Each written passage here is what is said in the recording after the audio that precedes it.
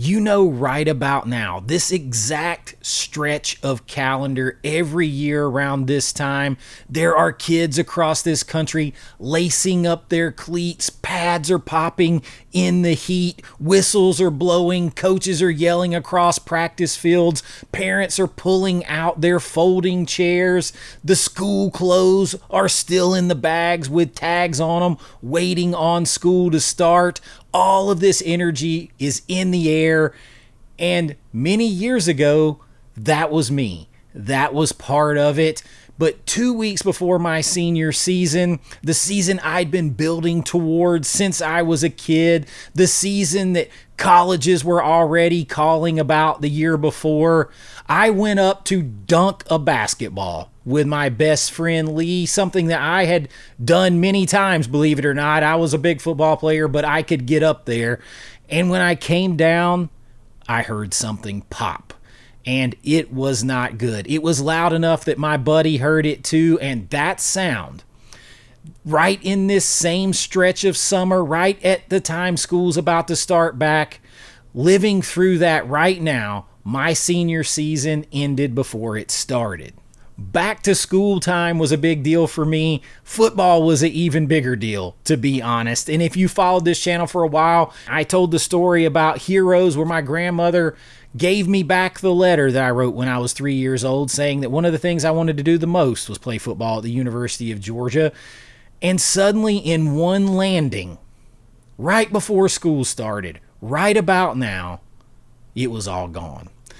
The injury was so bad, they couldn't even operate right away. They had to wait weeks on the swelling to go down before they could even operate.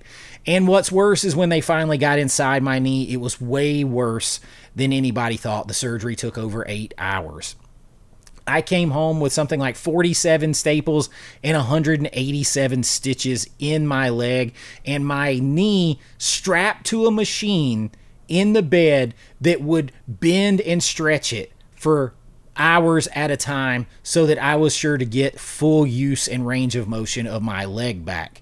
So I laid in that bed for a month, a whole month. 17 years old, no internet, no algorithm, no smartphones. It was before all of that, and that was maybe the greatest thing ever.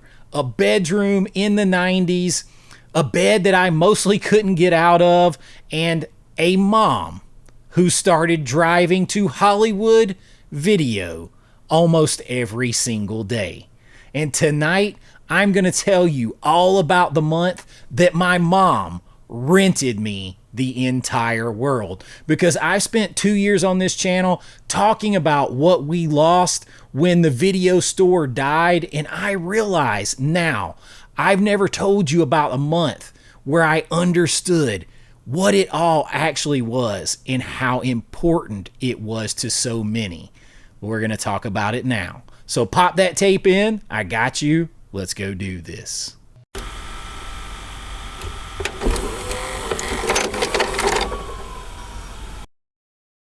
All right, so here's how it worked. This month plus long odyssey that my mom went on to the movie rental store. See, almost every day, my mom would come home with 3 or 4 videotapes from Hollywood Video. It was right across the street from our house. And in the beginning, I would give her requests, right? But you have to understand that requesting a movie in the 90s was very different than it is now, because there was no app. There was no search bar. There was no way to know what was on those shelves without going in there and browsing and standing in front of them. It's part of the glory that we love, the memories that we love about the video rental store was the discovery. I was asking blind, and she was out there searching blind. And half the time what I asked for was already checked out. That's just how it goes. So after a few days, she really just stopped asking me for any requests, and she just started picking. And this is where it gets really good, because this was involving 3 or 4 movies per day, chosen off a shelf by a woman standing in a video store thinking about her son laid up at home on the bed in a machine, bending his knee, football season over.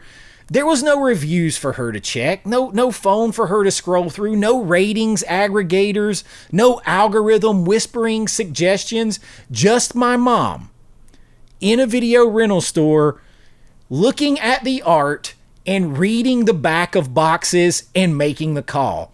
And she had a system that you could kind of figure out over a month. Basically anything with Arnold Schwarzenegger, Sylvester Stallone, Chevy Chase, Eddie Murphy, Harrison Ford, automatic wins, guaranteed, easy in the bag. Those were the sure things. Those were the safety picks, the ones she never even had to really think about. You could just grab those on forever and I would watch them. So those were easy. Those were the things that she knew about her 17-year-old son without question, because she knew I would love those movies.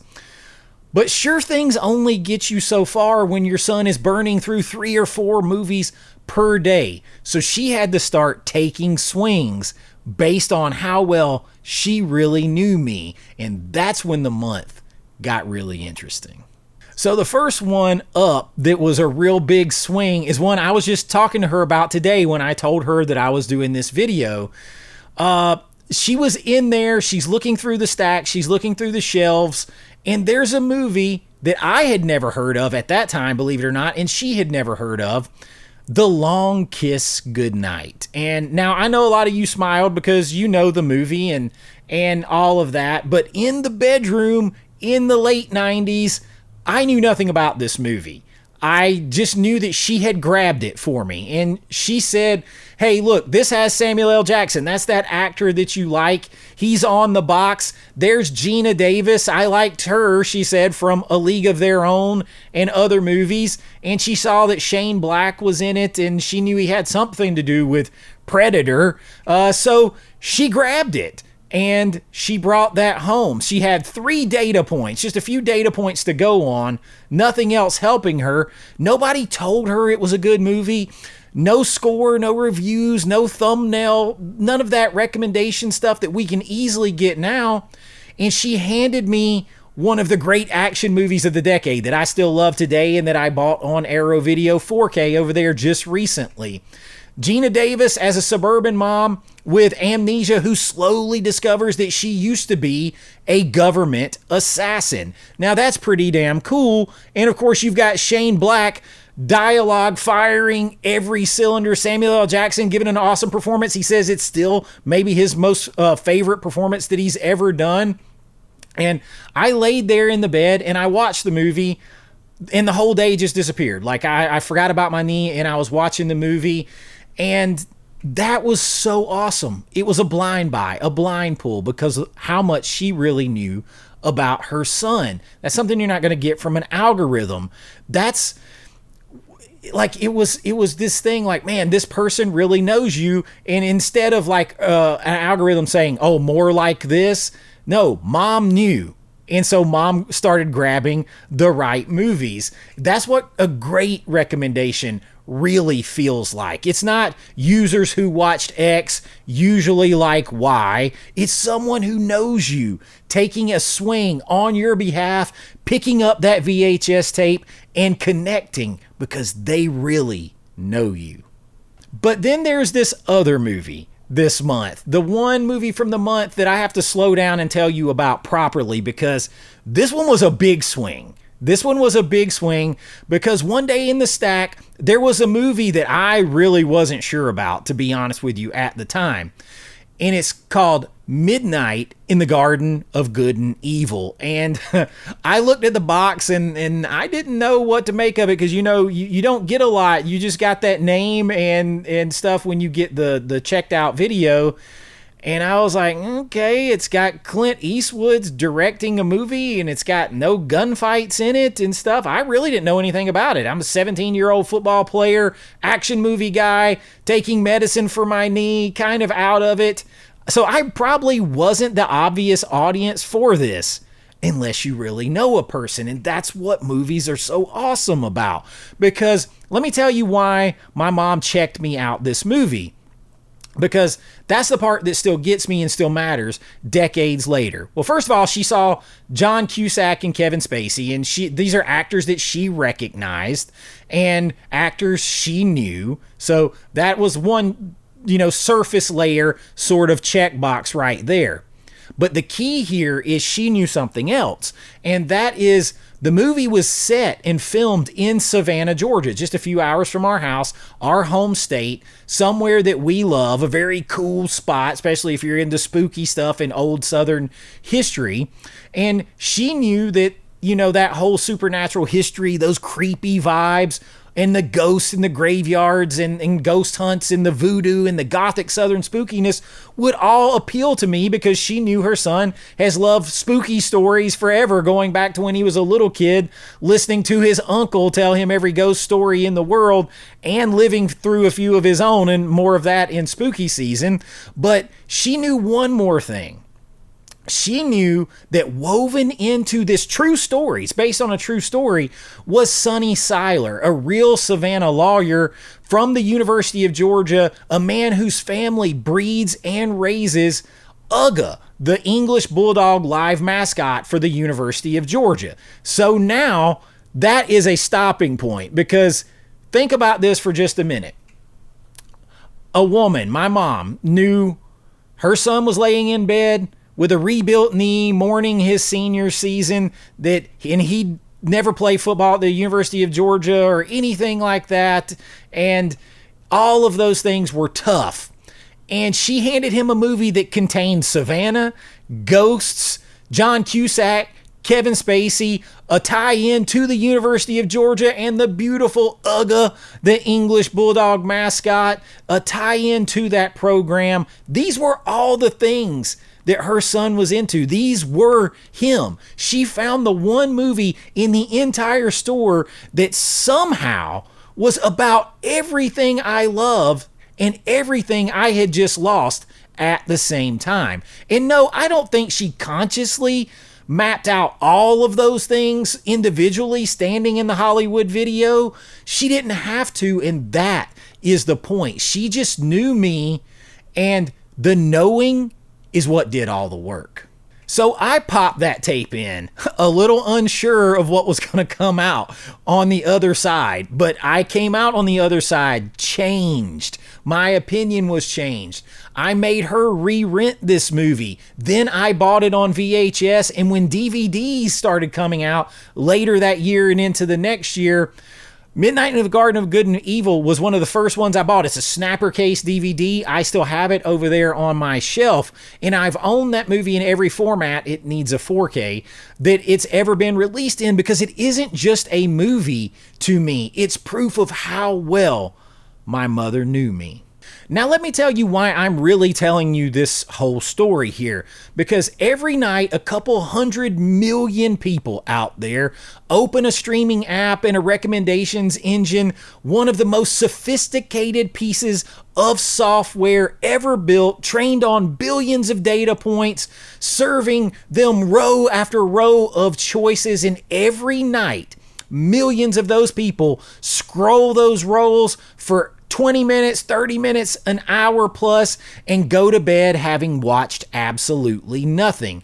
The most powerful recommendation technology in all of human history, and nobody can find any damn thing they want to watch.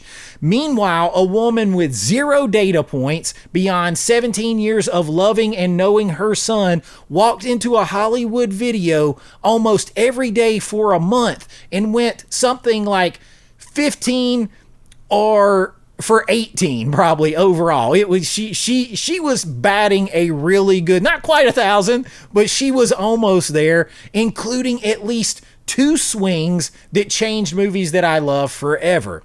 The difference here isn't information. The algorithm surely seems to have more information.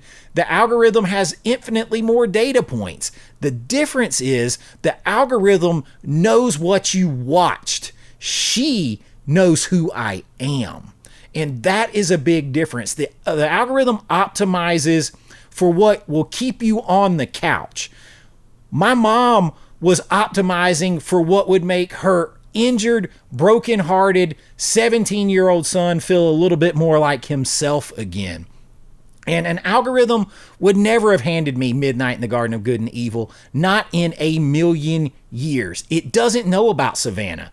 It doesn't know about the letter I wrote to myself about playing at University of Georgia in 3rd grade. It doesn't know that the spooky stories my uncle told me and the things that we did when I was a kid carried through and made me love that stuff. It doesn't know that Uga, the bulldog, bloodline was something that I loved since I was a little kid. It doesn't know that that same kid's season just ended on a basketball court, of all things, in a sport he doesn't even really play. It cannot take that swing. It doesn't know what swing to even take in that regard. Every recommendation that has ever mattered in your life came from a real person, a mom, a best friend, a video store clerk, the weird beard dudes that said, "Trust me, man, this one's gonna be good," or an uncle handing you a horror comic and putting on a scary mask and telling you a scary story. That's not nostalgia talking. That's just the truth about how movies that make us who we are actually find us. That's why the movie rental store, the VHS rental store, meant so very much. They're handed to us, these movies that mean so much, by the people who know us and mean the most to us. My knee healed. Obviously, I had more surgeries along the way, but not enough for me to get back for that season that I had dreamed about. But I did eventually, in a roundabout way, make it to play football at the University of Georgia. If you saw the Heroes video, you know the rest of that story. But that month in the bed, over a month to be honest with you, did something I couldn't have really fully understood at the time, even being a smart kid. The month there took a kid who already loved movies so much, and I got a month-long masterclass, 3 and 4 films a day, curated by the person who knew me the best in the entire world. Sure things, wild swings, comedies, thriller, long, strange, gorgeous ghost stories about Savannah based on true stories. I walked into that month a football player who loved movies, and I limped out of it someone who was going to spend the rest of his life making them. So here's to the sure things, the Chevy Chases, the Arnolds, the Slys, the Eddie Murphys, the Harrison Fords. Here's to the Long Kiss Goodnight and the swings that connect. Here's to Midnight in the Garden of Good and Evil, the movie my mother somehow knew was mine before I did. And here's to every mama out there who ever stood in a video store aisle reading the backs of boxes thinking about somebody they loved at home. The stores are gone, but that never gets old, and it never goes away. And that's what I got for you this time. Drop it in the comments. That movie that found you, the one that somebody who knew you took a swing on, recommended to you, and you have never ever forgotten it. And make sure you like, subscribe, all that stuff. Hype up the video, that helps out. And you can join my Patreon and get your name on the videos just like this one. The link is down there. Extra videos, all kinds of cool stories just like this, and everything helps support the channel, and I really do appreciate it. But until next time, take some big swings out there, but never forget, be kind, rewind like always. This is Chase with AV Pop Culture, and I'll see you real soon. Bye-bye. I know.